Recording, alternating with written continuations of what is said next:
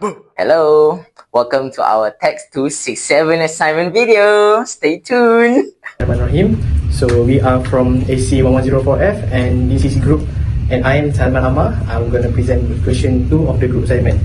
So basically the background of the question is tell about the income tax appeal and tax evasion for Encik Mulyadi for the YA 2024. So the situation that Encik Mulyadi face is, first, he is a resident and individual taxpayer in Malaysia, and secondly, he also a freelancer software consultant and assumed as a sole proprietorship.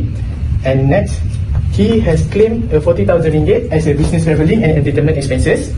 He also failed to provide the invoice, receipt or logbook to sustain the claim. And the Inland Revenue Board of Malaysia has issued a notice of additional assessment, which is Form JA, on 15 December 2025. And Encik Mulyadi also disagree with the IRBM decision and also hide 30,000 ringgit income as an offshore account. The audit also found they concealed 30,000 ringgit of offshore consulting income in a foreign bank. Okay, let's go to question A. A legal cause of action to dispute the notice of additional assessment. Under Section 99 of the Income Tax Act 1967, a taxpayer who is dissatisfied with the notice of additional assessment from GA has the right to appeal against the assessment. Alright, so when they want to appeal against the assessment, they must use the Form Q. Yeah, Form Q. Alright. To appeal the Form Q to make the notice of appeal, the appeal must be submitted within 30 days from the date of the notice of additional assessment. Since when we are seeing to the Encik Mulyadi situations, since the notice was issued on 15 December 2025 on Encik Mulyadi, Encik Mulyadi must submit the Form Q on or before 14 January 2026.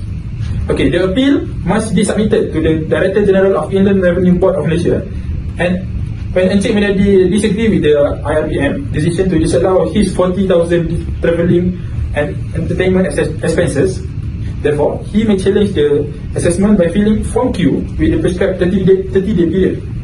Okay, in conclusion, in this situation, Encik Mulyadi should submit Form Q to the Director General of Inland Revenue Board of Malaysia no later than 14 January 2026 according to Section 99 Income Tax Act 1967.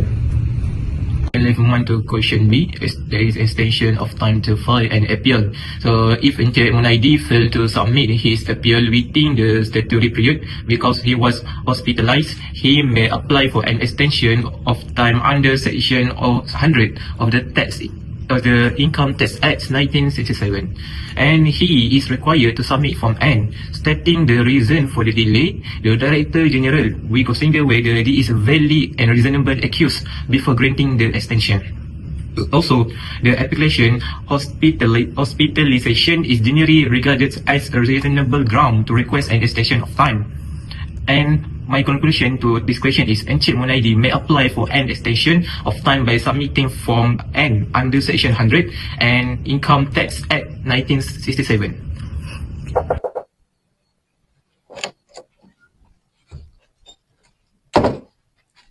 Now let's move on to question C, which is the legal implication that Encik Mulyadi must face from deliberately hiding the 30,000 ringgit consultancy fee. Encik Mulyadi deliberately failed to declare the 30,000 ringgit consultancy income received in a foreign bank account. This constitutes an international omission of tax income and may amount to tax evasion under the Tax Income Act 1967. One of the legal implications that Encik Mulyadi must face is, first one, incorrect return. Under Section 113(1) Income Tax 1967, a taxpayer who submits an incorrect tax return by omitting income is liable to additional assessment and a penalty on the amount of tax undercharge. Since Encik Mulyadi intentionally omitted the 30,000 ringgit from his tax return, the IRB may impose an additional tax together with the application penalty. Secondly, willful tax evasion is included in one of the legal implications that Encik Mulyadi must face.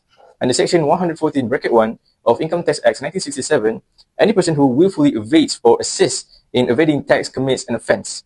Upon conviction, the taxpayer may be subject to a fine of 1,000 ringgit to 2,000 ringgit, imprisonment for up to 3 years or both, and a special penalty of 3 times the amount of tax undercharge.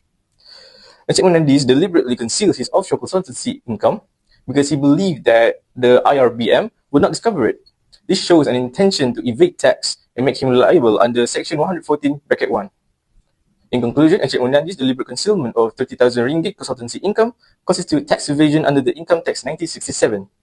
Now, he may face an additional tax assessment penalties under section 113 bracket 1 and criminal prosecution under section 114 bracket 1, including a fine, imprisonment, and special penalty of 3 times the tax undercharge. That's all from us. Thank you. That's the end of our question. I appreciate all of your attention in watching our video, and I hope that we will meet you again very soon. Thank you. Bye.